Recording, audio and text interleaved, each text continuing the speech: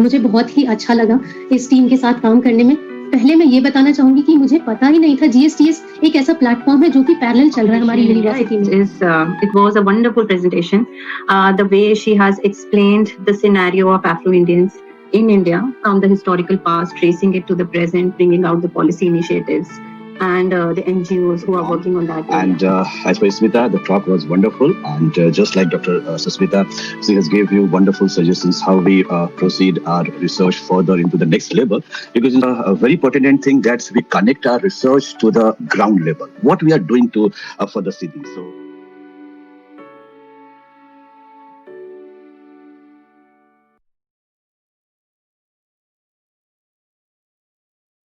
A very virtuous evening, everyone present here.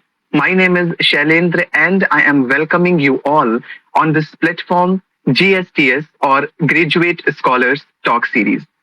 This exemplary initiative puts forward an academic and professional platform for graduate candidates all across the country who are willing to portray their thoughts, opinions, and understanding of miscellaneous topics. Graduate Scholars Talk Series as a platform has been continuously working for 117 Sundays, 117 weeks, 117 speakers from 60 different locations in India, 117 guest of honors from 70 colleges across the nation, and 117 different ideas. We, along with our speaker, discussed and carved the issue and its idealistic ideas under the guidance of our advisory and mentor and under the guidance of advisory and mentorship of Dr. Manish Karmwar sir, and also with our coordinators Ms. Shubhi Singh, Mr. Ajay Gupta, Mr. Shubham Tiwari, Ms. Samriddhi Kanpan, Ms. Manvi Saraswat, and Mr. Shaurabh. With this, now let me introduce you all with our today's respected and honorable guest of honor. And for this, I would like to welcome Dr. Sushmita Rajwar, ma'am. Ma'am, first of all, thank you so much for joining us today, and I, on the behalf of the whole team, welcoming you today. She is an assistant professor at Department of Political Science in Maharaja Agrasen College, University of Delhi. She has completed her PhD from Department of African Studies, School of International Studies, Jawaharlal Nehru University. The topic of her PhD was Disputed Boundary Impact on Displaced People Along Orange River in South Africa.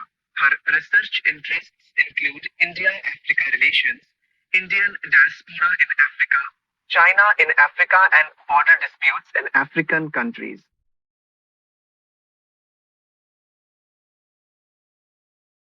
Good evening, ma'am. So, and friends, I'm Smita. I did my graduation and post-graduation from University of Delhi. Now I'm pursuing MPhil from Department of African Studies, University of Delhi. And today I'm going to present on the topic Afro-Indian. Before I start the topic Afro-Indian, तो Afro-Indian है क्या? एक ऐसा इंसान जो कि India में रह रहा है लेकिन उसके एंसेस्टर्स अफ्रीकन है। हम लोग जब भी डायस्पोरा के बारे में बात करते हैं तो हम सोचते हैं हाँ, इंडिया जब इंडिपेंडेंट हुआ होगा उस टाइम पे कोई ब्रिटिश रह गया हो या फिर कोई यूएस का सिटीजन रह गया हो या पोर्तुगीज रह गया हो जिन्हें हम फारसी बोलते हैं, तो हम इन्हें तो रिकॉग्नाइज करते हैं, पर अफ्रीकन इन्हें रिकॉग्नाइज करने में कभी कभी हम छूट जाते हैं। मुझे अभी भी याद है जब मैं स्कूल में थी, मे बी 4th या 5th क्लास में, मेरे स्कूल में 2 स्टूडेंट्स आए थे जो जिनका फिजिकल अपीयरेंस जो था अफ्रीकन वाला था, नेग्रोइड रेशियल स्ट्रेन था, और हर एक बच्चा असेंबली के अंदर उनके पीछे पीछे भाग रहा था, अरे देखो हमारे स्कूल में अफ्रीकन आए हैं। तो ये अफ्रीकन आना इतना ज्यादा हमारे लिए एक क्यूरियोसिटी का क्वेश्चन क्यों बन जाता है, जो कि अफ्रीकन हमारे खुद के कंट्री के अंदर पार्ट है, हमारे सिटीजन हैं, इन्हें हम रिकॉग्नाइज करने में कहीं ना कहीं पीछे छूट रहे हैं। तो आज का जो मेरा टॉपिक है एफ्रो इंडियन, वो इसी टॉपिक के ऊपर है और किस तरह से इनको हम लोग रिकॉग्नाइज कर रहे हैं और इनको हम लोग अपनी कम्युनिटी के अंदर में असेंबल कर रहे हैं, इसके बारे में है। तो मैं सबसे पहले अपनी पीपीटी ऑन कर लेती हूँ।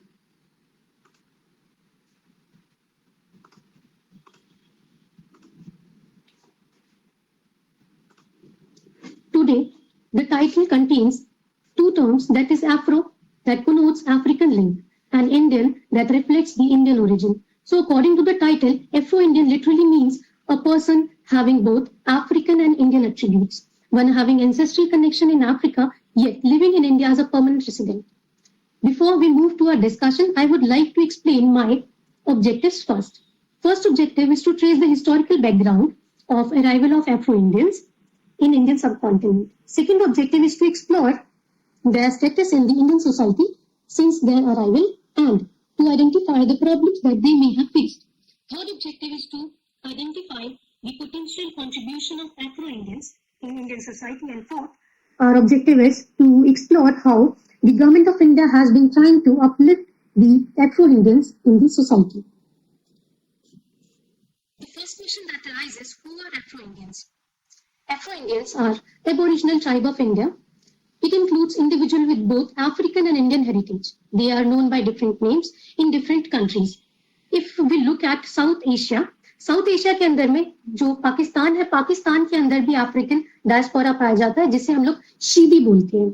फिर श्रीलंका के अंदर में जो डायस्पोरा पाया जाता है वो छोटे क्वांटिटी में है, लेकिन फिर भी वहां पे जो अवेलेबल डायस्पोरा है उसको हम बोलते हैं शिलोन काफिर. फिर जब हम इंडिया के अंदर आते हैं, इंडिया के अंदर हम लोग इंडियन अफ्रीकन डायस्पोरा जो है हमारा, उन्हें हम लोग अलग अलग नामों से जानते हैं, जैसे सिद्दी, हबशी, बादशाह एक्सेट्रा. हर एक नाम के पीछे एक अलग स्टोरी है कि उनका नाम क्यों पड़ा. सिद्दी जो नाम पड़ा, हम लोग मानते हैं कि जो सईद, जो फर्स्ट ह्यूमन था, जो फर्स्ट आदमी था, उनकी वेसल को लेकर के आया अरब से इंडिया की तरफ, उसके नाम पे फर्स्ट नाम सिद्दी पड़ा.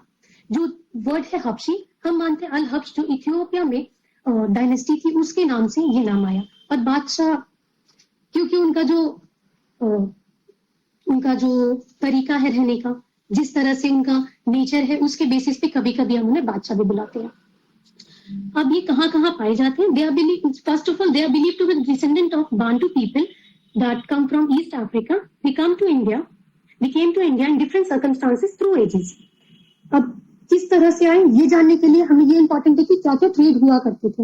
एज अ ट्रेडर वो आए, या फिर वो सेलर्स वो आए, या फिर वो टूरिस्ट आए. जैसे हम इब्न बतूता के बारे में बोलते हैं, वो मोरक्को से थे, वो एज अ टूरिस्ट आए. दूसरे कई सारे ऐसे लोग थे जो कि एज अ स्लेव आए.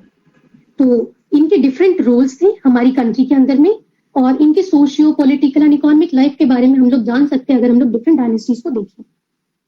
तो as a migrant, trader and sometimes slave, they were coming to India, but they were employed higher positions in our society. They worked as domestic worker, military, administrative services, etc. They were involved in court politics, and इनका जो court politics के अंदर में involvement था वो एक time पे इतना ज्यादा इंक्रीज हो गया कि ये as a king maker develop हुए और बाद में ये खुद किंग भी बने. जैसे एक सचिन या फिर एक जहांजीरा, दोनों ही अलग अलग किंगडम्स हैं जो कि हमारे सिद्दी या फिर हबशी जो पीपल है इन्होंने इस्टेब्लिश किया. जो इनके प्रोमिनेंट रोल है अफ्रीकन के in socio political and military life, वो हम लोग देख सकते हैं from Delhi Sultanate to the Mughal India and Hyderabad में हम लोग देखते हैं सिद्दी रिसाल.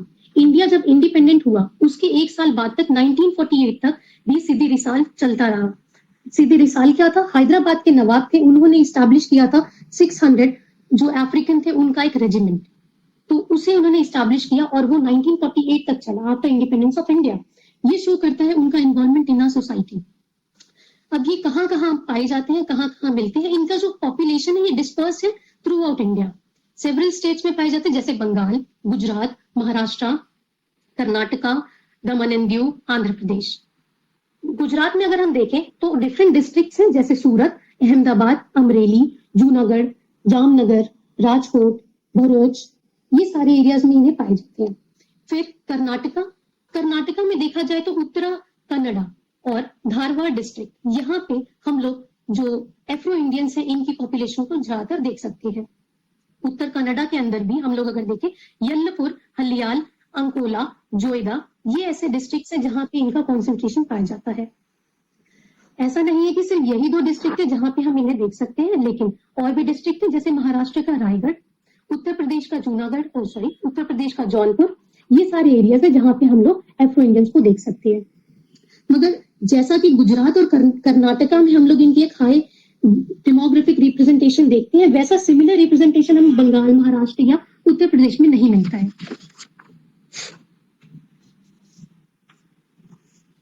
ये जो आए थे, ये आए थे ट्रेड रूट के थ्रू, और ये ट्रेड रूट था एक ट्रायंगुलर ट्रेड रूट और एक इंडियन ओशन ट्रेड रूट। अब हम इन दोनों के बारे में जब बात करेंगे तो एक ऑथर है जोसेफ ए हैरिस, जिन्होंने अपनी बुक के अंदर में लिखा the African presence in Asia. इस बुक का नाम है the African presence in Asia. इस बुक के अंदर में ये बात करते हैं इनके अराइवल के बारे में और बोलते हैं कि ये 2 फेजेस में इंडिया के अंदर आए। पहला फेजेस तब था जब वो 7th सेंचुरी में अरब ट्रेडर्स के साथ में आए एज देयर स्लेव्स, और वो पहुंचे कहाँ, गोवा। और उसके बाद फिर दूसरी बार जब वो आते हैं 16th सेंचुरी में, तो वो पोर्तुगीज के साथ आते हैं as a captive slaves. Mark Pinto एक ऑथर है, एंथ्रोपोलॉजिस्ट है, और ये लिखते हैं कि जो स्लेव्स आए पोर्तुगीज के साथ में, ये मोजाम्बिक से आए थे एज अ डोमेस्टिक स्लेव्स। लेकिन बाद में क्या हुआ, 6000 अफ्रीकन को पोर्तुगीज ने खुद अपने यहाँ एज अ मिलिट्री रेजिमेंट में उन्हें रखा, so that they can safeguard Goa. अब ऐसा तो नहीं है कि सिर्फ एक ही जगह होगी जहां से वो आए होंगे, मोजाम्बिक ही नहीं है, लेकिन और भी बहुत सारे रीजन्स थे, जैसे सोमाली हॉर्न। इस एरिया में अगर हम लोग देखेंगे सोमाली हॉर्न, फिर इसके बाद था सोमाली हॉर्न के बाद रेड सी, इसको कवर करते हुए ये इथियोपिया, इजिप्ट, इन एरिया से आए, मोजाम्बिक, पेम्बा, माफिया, जांजिबार और किलवा, मोगदिशु, ये ईस्ट अफ्रीकन कोस्ट से आए। Then they were sent to southern Africa, southern Arabia, covering Aden, Mecca, Hormuz, etc. And after that route, they came to India in the port of Gujarat, such as Diu, Bharuch, Surat, or the Konkan ports stretching for Danda, Rajapuri, Goa, etc. Now, before we move to our main discussion, I'm going to talk about the trade routes, that is the transatlantic slave trade route that was prominent during that time, and the other was the Indian Ocean trade route. This picture reflects on the triangular trade route. However, in both trade routes, one thing remains constant, that is Africa. Africa was a central pole from where the raw material, ivory, gold, or captive slaves were transported to different parts of the world. But we also need to understand that there were basic differences between the two. The transatlantic slave trade was a brutal, exploitative, and anti-human in nature. One of the former slaves, Aluda Ekwano, writes in his narrative of the life of Ekwano that the people bought in transatlantic slave trade were treated worse than animals. Many died in Middle Passage before reaching the destination, and those who reached the mainland, they were made to work day and night for their owners on the plantation fields and mines. They were beaten frequently and were fed just enough that they can work the next day. But in India, what happened was just opposite. In India, African people who came as slaves, instead they were appointed in higher ranks, positions, or domestic helpers, soldiers, military commanders, advisors, etc. They were not treated just like the American ways. Omar H. Ali is another author that tries to differentiate between the Indian and American slave trade in his book African Diaspora in the Indian Ocean World. And he states that African people brought to India were essentially appointed as domestic workers or concubines. They had responsibilities such as in the domestic household or for the administration, or they worked as warriors, etc. They were easily assimilated and they had no feeling of inferiority in Indian society. However, if we look at the American state of slavery, we get to see that there were high feeling of superiority in the white races, and the African were unable to assimilate in between them, and they were worked as an animal, and they didn't had any right. They never occupied any powerful position or responsibilities.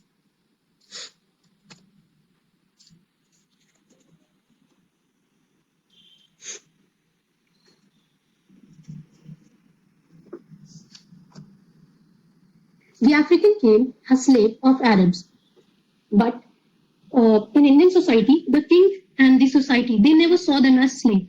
What they saw was a African that was that was having capacity or capability to play important role in military or in administration. For example, we all know about Malik Kafur, that how he played important role with the Khilji. He helped them to defeat the Genghis Khan, and he established a better rule with him. But there are also other instances when we see in 13th century Jamaluddin Yaqut, who was serving Razia Sultan, and he was titled as Amir of Amirs, Amir Umra. Amir ul Umra. It is believed that he was the first person of African origin to occupy prominent position in India. 14th century में भी हम देखते हैं जब बंगाल के अंदर में 8,000 slaves होते हैं, अफ्रीकन स्लेव्स होते हैं, और उनको जो वहां के राजा है सुल्तान रुंक अल दीन बरबक शाह, उन्होंने उनको हायर पोजीशंस प्रोवाइड की.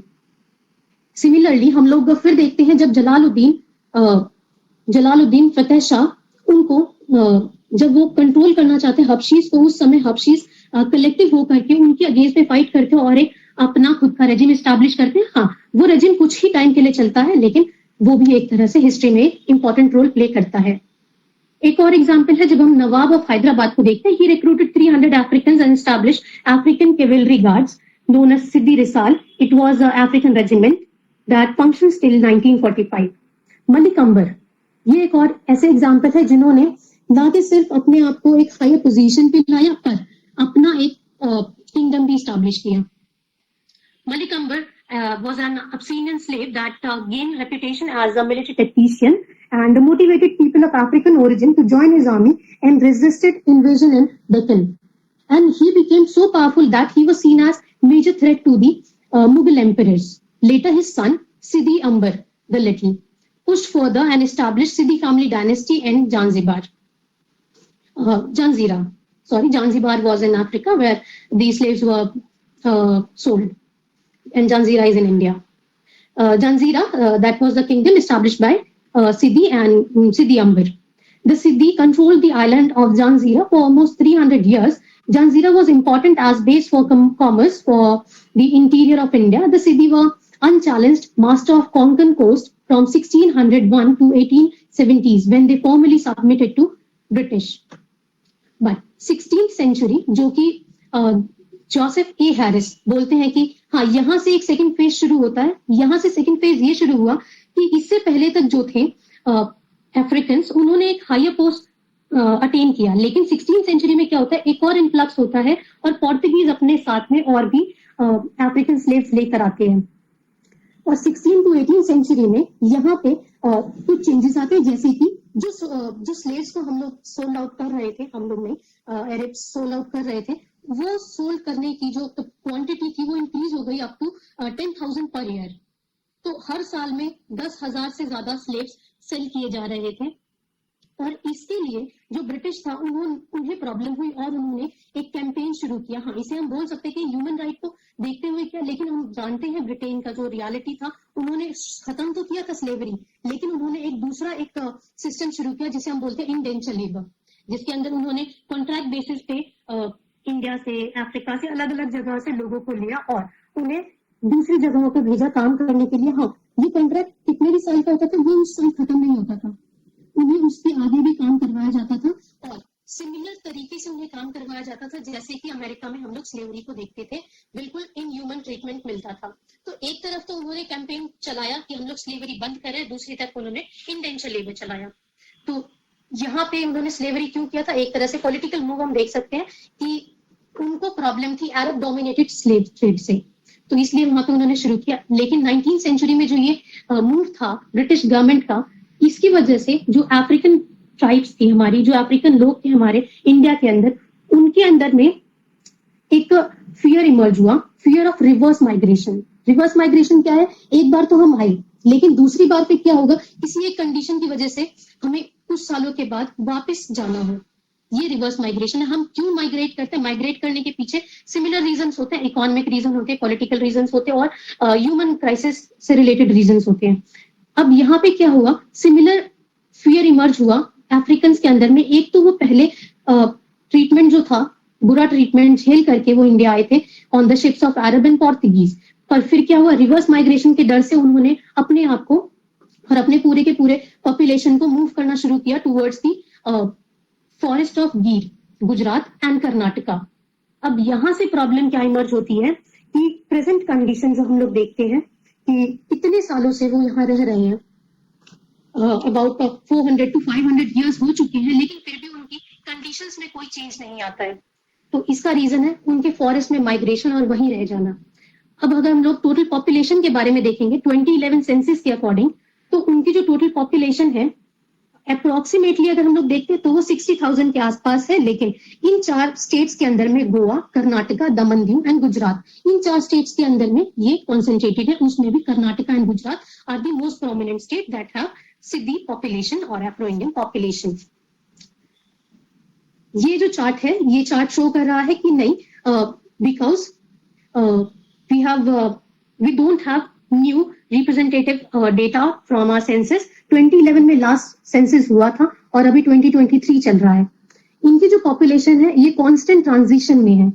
जैसे कि एक आर्टिकल के अंदर 1000 years of Africans in India, cities of Karnataka, इसमें ये मैंने एक एग्जाम्पल की तरह लिया है जिसमें कि पॉपुलेशन का जो इंक्रीज है वो 25,345 हो रहा है।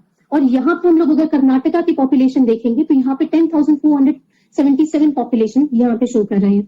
तो यहाँ पे एक नीड है कि हम लोग एक अप्रोक्सीमेट अगर मान के चलेंगे तो 60,000 से अबव और 70,000 पॉपुलेशन हमारे यहाँ अफ्रो इंडियंस की है। अब अगर हम सोसाइटी की बात करें कि किस टाइप की उनकी सोसाइटी है, तो like any other indigenous tribe, they are close tribal group that does not marry outside their community. It has that has helped in limiting the racial assimilation in India.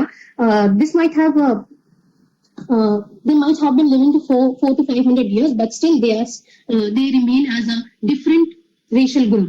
इनके अंदर में कोई भी mix नहीं होता। हम लोग दूसरे को देखेंगे तो उनमें मिक्स हो चुका है, लेकिन इनके अंदर अभी मिक्स नहीं हुआ। Commonly they follow patriarchal norm in society for work division and inheritance is transferred through male line. Africans were captured and sold as slaves in different parts of the world. It is believed that they were believers of traditional African religion, which basically worships Mother Nature and dead ancestors. However, while they were shipped to different parts of the world, they were either baptized or converted to Islam on the ships. But when they reached India, they started working for people with a different religious background, and as a result they started to follow religion of their own. Today we get to see Afro-Indians are predominantly the followers of Sunni Islam, and the followers of Hinduism and Christianity are in minority. But interestingly, they all follow singular Sufi peer, that is Baba God, despite having different religious background. Afro-Indians came from East Africa and spoke Swahili. But presently, there are only few people who can speak and understand Swahili. The usage of Swahili has been declining as the Afro-Indians are using the local languages where they reside. They speak fluent Gujarati, Konkani, Kannada, etc. as it helps in better communication. They engage in traditional occupations such as farming, fishing, cattle rearing. However, with changing time, increasing access to education, they are also entering into diverse field of profession such as education, sports, healthcare, etc. Dhamal Goma. Dhamal Goma is a dance form. It is a folk dance called Dhamal, a lively traditional dance. It combines African and Indian influence, featuring rhythmic drumming and synchronized movements. It has become one of the economic activity that has been helping them to earn good money. अब धमाल गोमा क्या है? उनका जो ये folk dance है, इनको हम लोग आज के टाइम में हर एक उस इंटरनेशनल और नेशनल प्रोग्राम के अंदर देखते हैं जिसमें भी वो अफ्रीकन रिलेट करते हैं। जैसे कि अभी G20 का जो प्रोग्राम हुआ था उसमें भी धमाल गोमा एक प्रोग्राम वहां पे किया गया था। This dance is a celebration of cultural heritage and serve as a means of community bonding, experience and expression sharing. In recent years, government has been promoting and trying to showcase Dhamal Goma on larger platforms, which will allow more people to experience and appreciate this unique dance form. It will also help in fostering cultural diversity and highlighting the contribution of Afro-Indians in Indian multicultural fabric. As a result, so now we are going to talk about the challenges that they face. They faced, as we have before discussed, that how the initiation of a British campaign for abolition of slavery led them to the forest. As they went to forest, they lived isolated in forests, completely cut off from the mainstream society, and as a result, they were unable to get basic facilities such as hospital, organized employment, schools, etc. Usually, we get to see that they are illiterate or they have received education only till 10th. Cities want their children to study and go for professional fields, but there is no institution for higher education. As a result, they don't have essential qualification to go for professional jobs. They are suffering from multi-layer problems such as illiteracy, ill health, poverty, violence against women, neglect of child abuse, debt crisis, etc. According to Minority Right Group International, ये एक international group है जो कि minority rights के बारे में बात करता है. इनके अकॉर्डिंग जो कंडीशंस है अफ्रो इंडियंस की, it is multi layered and it has connected issues. ये हम लोग सिंपली नहीं बोल सकते कि हाँ दे हैव हिस्टोरिकल मार्जिनलाइजेशन, इस वजह से ही ये लोग पिछड़े हैं, या फिर लैक ऑफ इंफ्रास्ट्रक्चर है इसी वजह से ये पिछड़े हैं, बल्कि इनका कहना है कि एक ये कनेक्टेड इशू है जिसमें कि इंफ्रास्ट्रक्चर, हायर एजुकेशन और डेट क्राइसिस, ये तीनों के तीनों साथ में वर्क करते हैं और एक विशियस साइकिल फॉर्म करते हैं. Afro Indians are in such condition because they are illiterate. According to them, illiteracy leads to lower employment opportunity and this brings out to cases. देखिए अब दो केसेस में क्या है, या तो वो उनको या तो उन्हें अपॉर्चुनिटी मिलेगी टू गेट दी एम्प्लॉयमेंट. अब अगर एम्प्लॉयमेंट उन्हें मिलती है, या फिर उन्हें लोअर पे एम्प्लॉयमेंट मिलेगी, या फिर वो अनएम्प्लॉयड रहेंगे. इन दोनों ही केसेस में उनका एक एक्सप्लॉइटेशन हो रहा है. तो यहाँ पे क्या होगा, वो इस स्पाइरल के अंदर में फंसे हुए हैं जिसमें कि इलिटरेसी और lower paying jobs and lack of opportunity, ये तीनों के तीनों साथ में वर्क कर रहे हैं और उनकी कंडीशंस को और भी ज्यादा खराब कर रहे हैं. अब इन कंडीशंस को सॉल्व आउट करने के लिए government of India is working with the various NGOs in different parts of Gujarat and Karnataka. अब बोलेंगे कि कर्नाटक और गुजरात की क्यों, क्योंकि यहाँ पे कॉन्सेंट्रेशन पाया जाता है पॉपुलेशन का ऑफ एफ्रो इंडियंस. दो ऑर्गेनाइजेशन का मैं नाम लेना चाहूंगी, अखिल भारतीय वनवासी कल्याण आश्रम और दूसरा है सिद्धि महिला संघ. ये दो ऑर्गेनाइजेशन है जिनको हम इंटरनेशनली एंड नेशनली रिकॉग्नाइज करते हैं और ये वर्क कर रहे हैं विद द गवर्नमेंट. गवर्नमेंट ने अलग बहुत सारे स्टेप्स लिए हैं इनके अपलिफ्टमेंट के लिए, जैसे कि फर्स्ट स्टेप हम लोग देखते हैं कि उन्हें as a particular vulnerable group की तरह रिकॉग्नाइज करना. दूसरा हम लोग स्टेप देखते हैं 1987 में, जब government recognise the potential of Afro-Indian children to outperform in sports, and the Sports Authority of India started a special area game. इसमें क्या था कि वो ट्राइबल एरिया से कुछ लोगों को, कुछ चिल्ड्रंस को सिलेक्ट करते थे. मोर देन 40 चिल्ड्रन उन्होंने सिलेक्ट किए थे और उन्हें ट्रेन करना शुरू किया था वेरियस स्पोर्ट्स में, मोस्ट इंपॉर्टेंटली फुटबॉल में उन्होंने उनको ट्रेन करना शुरू किया था. इन 2003 the government of India took another landmark decision that made Afro-India community an integral part of Indian society. उन्होंने क्या किया, रिकॉग्नाइज किया केरला की जो एफ्रो इंडियन ट्राइब थी सिद्धि, उनको रिकॉग्नाइज किया as a scheduled tribe of India. अब यहाँ पे अगर उन्हें हम scheduled tribe of India recognise करते हैं, एक एबोरिजिनल ट्राइब जो कि डायस्पोरिक ट्राइब है, उन्हें हम अपना शेड्यूल्ड ट्राइब में रिकॉग्नाइज करते हैं, यानी कि उन्हें हम इक्वली ट्रीट कर रहे हैं और इक्वल रिप्रेजेंटेशन देने की कोशिश कर रहे हैं. 2019 में government of India extended the scheduled tribe recognition to more than 2 and 1 more UTs, that is Goa, Gujarat and Daman and Diu. साथ ही में इंडिया की जो गवर्नमेंट है वो वर्क कर रही है खादी इंडिया के साथ में और उनके कुछ प्रोडक्ट्स जैसे सिद्धि हनी उनको प्रमोट कर रही है. अब इससे पहले कि हम मूव करें कि उनके लिए हम लोग और क्या कर रहे हैं, इससे पहले हमें ये जानना होगा वो और किस तरह से despite having different challenges they are contributing in our society. जैसे कि जैकी सिद्धि, कमला बाबू सिद्धि और फिलिप एंथनी सिद्दीक, ये तीनों ही प्लेयर्स हैं जिन्हें की स्पेशल एरिया गेम्स के अंदर में रिकॉग्नाइज किया गया था और ट्रेन किया गया था। आज के समय में इन्होंने ट्राइबल यूथ को फुटबॉल सिखाने का काम शुरू किया है और स्पेशल एरिया गेम को ये फिर से इनिशिएट करके रीस्टैब्लिश करने की बात कर रहे हैं।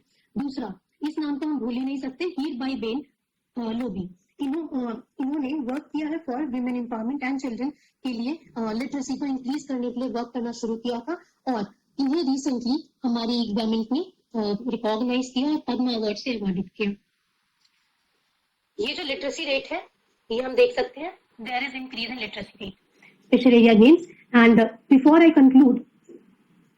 कंक्लूड एक तरह से हम ये देखते हैं कि जो सिद्धि ट्राइब है और दूसरी ट्राइब्स हैं कि किस तरह से वो वर्क कर रहे हैं, उनके कुछ इंटीग्रल चीजें हैं जिसको हम यूज कर सकते हैं अपने खुद की सोसाइटी को इम्प्रूव करने के लिए और उनको भी इम्प्रूव करने के लिए, जैसे traditional medicine and healing practices. इनको हम इंक्लूड कर सकते हैं अपनी आयुष पॉलिसीज के अंदर में।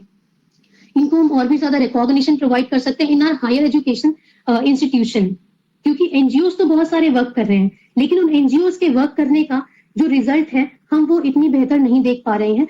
बहुत सारे एनजीओज जो है 90s से वर्क कर रहे हैं और अभी भी उनकी जो कंडीशन है वहीं की वहीं है। हम बोलते तो है integral part of society, but they are still feeling that they are living together but separated। तो उस सेपरेटेडनेस को फुलफिल करने के लिए, कंप्लीट गैप को फुल करने के लिए हमें क्या करना होगा? हमें उनके साथ एक कनेक्शन बिल्ड करने की जरूरत है और उनको रिकॉग्नाइज करने की जरूरत है। और हर एक अफ्रीकन सिर्फ अफ्रीका का ही नहीं है, पर हमारे इंडिया का भी डायस्पोरा हो सकता है, हमारा एक सिटीजन हो सकता है। With this I and my thank you. आंख में पानी रखो, होठों पे चिंगारी रखो, जिंदा रहना है तो तरकीबें बहुत सारी रखो। राह के पत्थर से बढ़कर कुछ नहीं है मंजिलें, रास्ते आवाज देते हैं, सफर जारी रखो। एक ही नदी के हैं ये दो किनारे दोस्तों, दोस्ताना जिंदगी से मौत से यारी रखो। आते जाते पल ये कहते हैं हमारे कान में, कूच का ऐलान होने को है, तैयारी जारी रखो। ये जरूरी है कि आंखों का भरम कायम रहे, नींद रखो या ना रखो, ख्वाब जारी रखो।